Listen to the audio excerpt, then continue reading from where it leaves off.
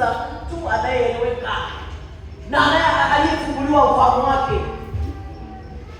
Hiyo ni kama kikolombezo, kama kachumbari, lakini nguvu kubwa ya kumtoa mtu kwenye giza, ya kumtoa mtu kwenye maachari yote na waganga siku nyingi wakaprogo, inahitaji sadaka. Andaa kitu kizito mwaka mpya. Hata kama ukawia uitoe mwisho wa mwezi wa kwanza, bado pamoto, lakini leta sadaka ya kumgusa Mungu.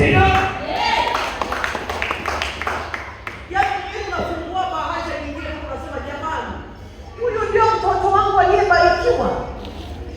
Akaunti inasoma. Huyu ndio alikuwa sio leo anatoa sadaka shilingi 10,000 mwaka mzima. Yaani watumishi wanaumia, hawezi kuambia. Matokeo yake na maumivu yake yanakuwa laana kwako.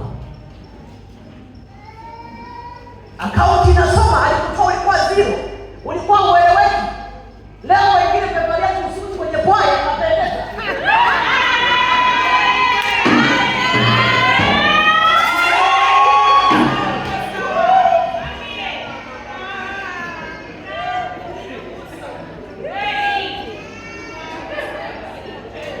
Ili neema ya Mungu endelee kukubeba. Shetani anakuita. Ndio maana unasikia kama yule mwanamke alikuwa amevishwa jua na taji ya nyota. Sio mwanamke, ni kanisa. Shetani anatafuta kile kitu cha samani, anakipokonya maana hakina defense. Unakuta leo unalaani kwa nini kwa ufunguo, lakini maisha yako yanakuwa hivi. Kwa nini mimi nasali, lakini mambo yako hayaeleweki. Wewe ndio haueleweki. Kuanzia leo chukua hatua.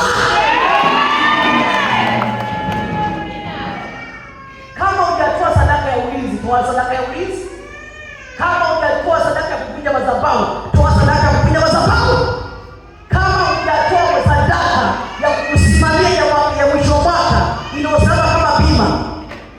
Kwa kitu gani ambacho tunafanya sasa tupate matatizo makubwa? Hata tunayapata yawezekana kupunguza. Lakini kuna watu wengine kila wiki ana attend clinic. Kila wiki anasafisha figo. Kila wiki anaenda kwenye kisukari.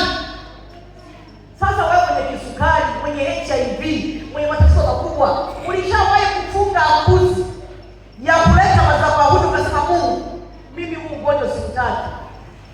Wewe machupa tu ya maji utakunywa madumu ya kupeleka watu unaombewa. Wanakutwisha tu mikono baba katika Yesu, lakini wanajua kwamba huyu asipojiongeza atasota sana.